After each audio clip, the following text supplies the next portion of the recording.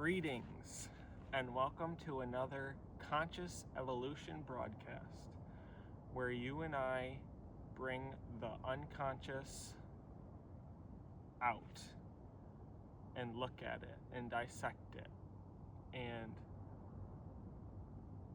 make it conscious.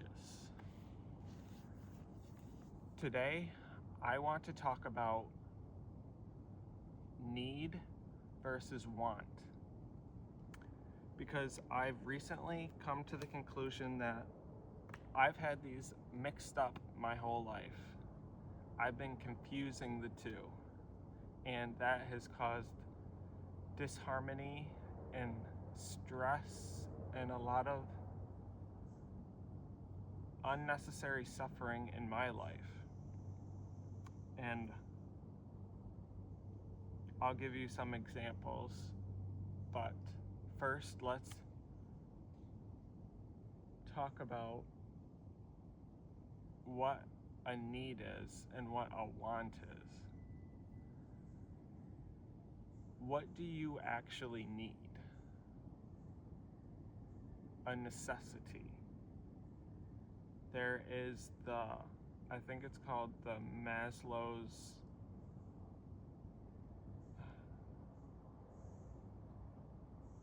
this is going way back in my memory with psychology in college, so forgive me if I get this wrong, but there's like the Maslow pyramid, and it goes from like your most basic need as a human and then up. And at the bottom, I think, is like air. You need oxygen and water. Those are like your most basic fundamental needs to exist in this human body. And then you need food, obviously, that's going a little bit more up on the pyramid. And then after that, you need shelter. And then after that, I think comes like community, or like another person, like more people. Like you need connection. And that's all I can remember about that, but that seems right to me. That's what you need as a human. And that's really it. That's all you need. And we can go even further, because in this moment right here, I don't need any of that, because I already have the water inside of me. I'm satisfied. I'm not dehydrated. I don't need to go find water and take a drink. I just ate tacos like an hour ago, so that need is satisfied. I don't need it right now. Air. Oh, that I do need that right now. I do need air. My partner the other day said something, and it was something along the lines of, we don't realize how grateful we should be for the air until we don't have it for a few seconds. I mean, he has a much better way with words, so it sounded a lot more profound than what I'm going to say, but it was something along the lines of, you don't really appreciate air until a few seconds into not having air. That's when you really start wanting it and being appreciative of when you do have it.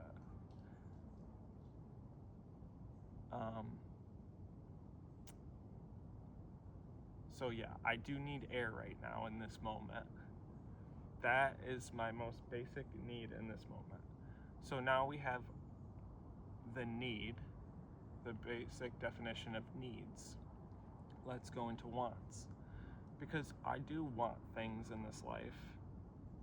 I think you do too. A want is a desire, and a desire to have something. And we're not Buddha, we aren't enlightened, we haven't like suppressed, or not suppressed, we haven't let go of all of our desires yet. We want things. And if you go through like a spiritual teacher that says you have to get rid of your desire is the root of all suffering. Well, the desire not to desire is a desire. Which is kind of crazy to think about. So yeah, a while ago I went down that rabbit hole of trying to like get rid of my desires, but you know, that's a desire too. So yes, I do want things. Okay, so we've gone through the definition of need and want. The problem comes for me personally through my life. I have been confusing the two unconsciously in my mind. My mind says so many things to me, and I'm not aware of that. I'm not conscious of it. Lately, I've been trying to stay conscious of what I'm telling myself in my mind, because I tell myself constantly that I need things when it's actually that I want things. And that is a problem, because when you tell yourself you need things, oh, you need it, like you're in a state of a survivalistic state of consciousness, like stress comes up because you feel you need it and you don't have it. You need it. So that's the thing that I'm like telling myself. So I'll give you an example.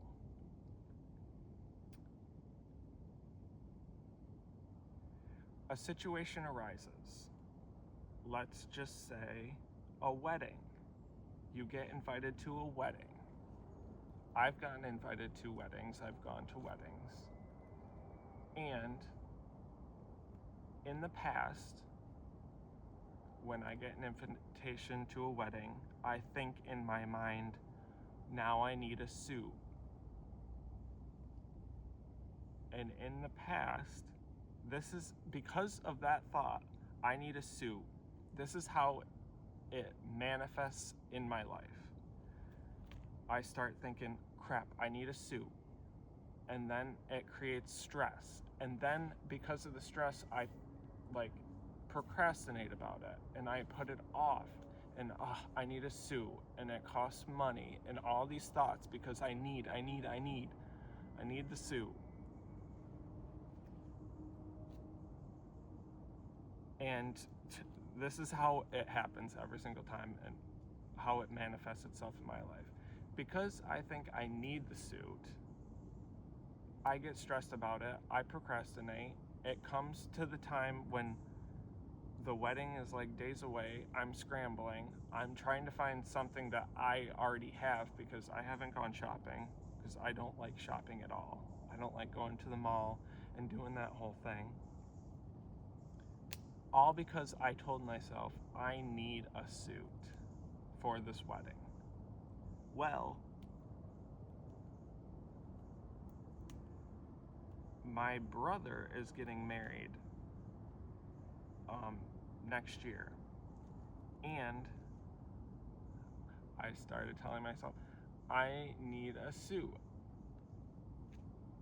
but I stopped myself and I started thinking about it, because I don't need a suit. That's not reality. I could go to that wedding in a tank top and athletic shorts or sweatpants. I could do that. Now, once I get there, I might get weird looks or comments, or even maybe my family would tell me to leave and change. But I could do that. I don't need a suit.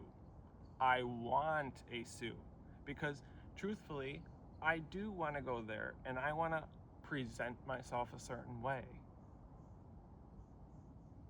I do. I want to. So I want a suit. And then, now that I know that I want a suit, I can go to the mall because I want to get a suit. So I want to be at the mall. And then it becomes a fun experience to try and, it's like the whole situation, the whole experience is totally changed because I figured out that I want a suit. And then the stress of it all disintegrates, falls away, and it's just so simple, but like when you really understand, it's so profound. Like this is a simple example, but it goes to so many things in my life. Telling myself I need things, I need this, I need that, oh, I need to do this, I need blah, blah, blah. No, all of these things are not necessities. I want these things. And then once you move it out of I need to I want, and then you can start really asking yourself, do I really want this? In the case of the wedding, yeah, I really want to get a nice suit and look nice and present myself in a nice way. And that also goes to, I'm very happy for my brother that he's getting married, and I want to be respectful. I want these things. I don't want to show up in a last minute outfit. And that is beautiful when you figure out things in your mind. I'll give you one more example. When I was young, this is the thing. People tell you you need things, and you take on this stuff. So, when I was younger, my parents obviously took me to the dentist, and my teeth are not straight. They're like this. And the dentist, I remember this, the dentist said all of these things like, oh, if you don't get braces now, there's going to be all these complications in the future. If you don't get your, I think, molars pulled out, it's just going to be a snowball effect. You're going to have all these complications. And I believed him. And I thought I needed that stuff. I thought I needed to get teeth ripped out of me. He said my jaw wasn't big enough for the molars to come in, and all of this, now looking back at it, crap. And so I thought I needed that. But at that time, I was going into my senior year at high school, and I didn't want to have braces, so I put it off. And then after that, I kept putting it off and putting it off and putting it off. And then I just didn't really care about it anymore. And now I am 33 years old, and my teeth are completely fine. My teeth have looked like this my whole life. The molars that came in didn't cause any complications. And I thought I needed that. And now that I think about it, it's like, do I want to get braces? Do I want my teeth straight? I mean, because to like have a nice, big, beautiful smile. No, actually, I don't want that. I really don't. I like my teeth. They're unique. They're different. So I don't want that. I don't want to go through all the hassle of wearing braces for 6 months to 2 years, who knows how long. I don't want that. Just so that my teeth can look straight and fit in with the social standard. F the social standard.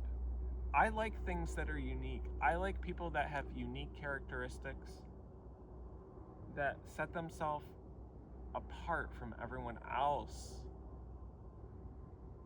We need to cherish our uniqueness. It's a beautiful thing.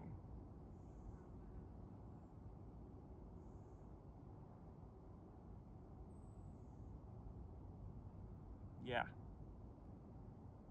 So that's it for today. Thank you for listening. I feel like I got a little aggressive there for a little bit. Because it's so annoying, all these societal standards that they push on you. That's another thing I'm trying to stop. I have this thing in me where I say they, like this vague word, like these shady people out in the back in the background that I never see, but they're there. And they're the reason for everything. That's a trap because it's all in here. You are the one who breaks free. There's no this they out there. It's all in here. It's all what you took in, and now because you're an adult and you're aware and you're gaining consciousness, it's your responsibility, your, mine, our responsibility to see these things for what they are and just let them go.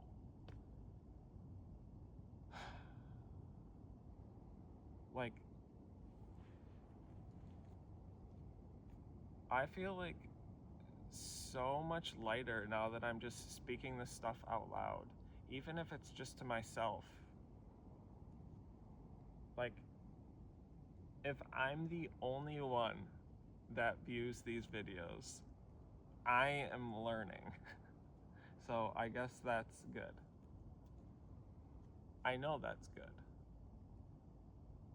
I hope other people will take value out of these videos. That would be nice. But if I'm the only one, so be it. I've learned something. So thank you. I'm done talking for the day.